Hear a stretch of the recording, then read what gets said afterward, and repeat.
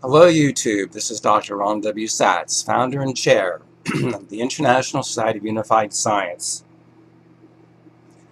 I'm also president of TransPower Corporation, a commercial and custom software manufacturing certified systems engineering company.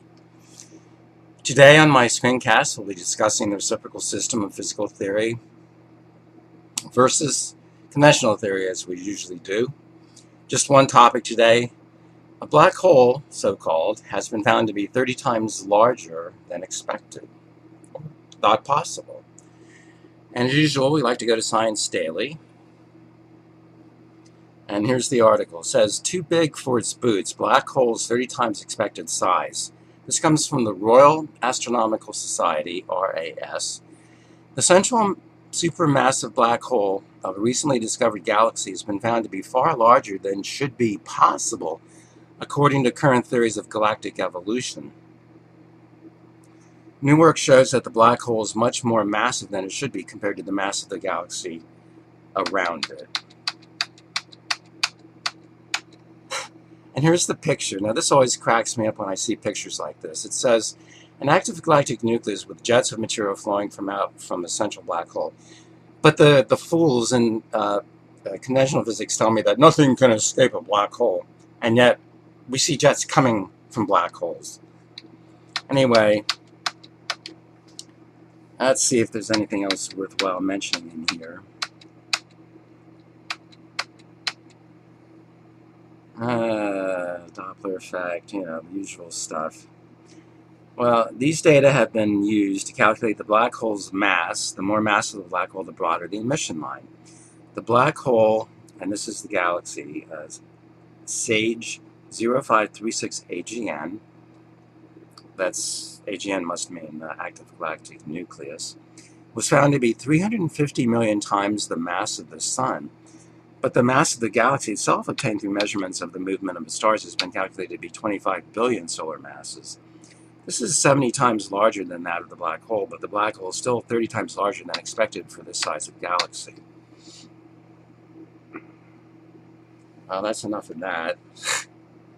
So as usual, the conventional theorists are perplexed. The object, now according to the reciprocal system, the object is not a black hole, of course. Black holes are impossible in a rational universe. Singularities cannot exist. This object that has been discovered is actually what we call in the reciprocal system a white dwarf core, resulting from numerous type 1 supernovae, all occurring in approximately the same time in the center of the galaxy. So, the stars in the center of the galaxy are the oldest stars, of course, in the galaxy, and of course they're prone to type 1 or type 2 supernovae. With the type 2 supernovae, the creation would be a pulsar together with a red giant. The pulsar would most likely leave the galactic center, but most of the time we're dealing with type 1 supernovae. And so the result is a white dwarf with a red giant normally. But if there's a whole series of white dwarfs created, they can all merge into this giant white dwarf core. So what happens eventually here? Well, eventually the inward motion of the atoms will cease, reverse, and the core will eventually break up into normal main sequence stars way into the future. What goes in eventually comes back out. As everything is cyclical in the reciprocal system, whereas in conventional theory, everything is on a one-way path. So please study the reciprocal system and prove it for yourself.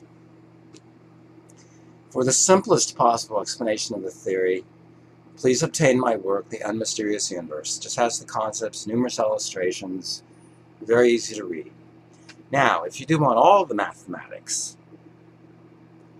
all the equations, all the tables, diagrams, everything, then please obtain my work, Existence and Interactions, a computational treatise of the reciprocal system, the true theory of everything.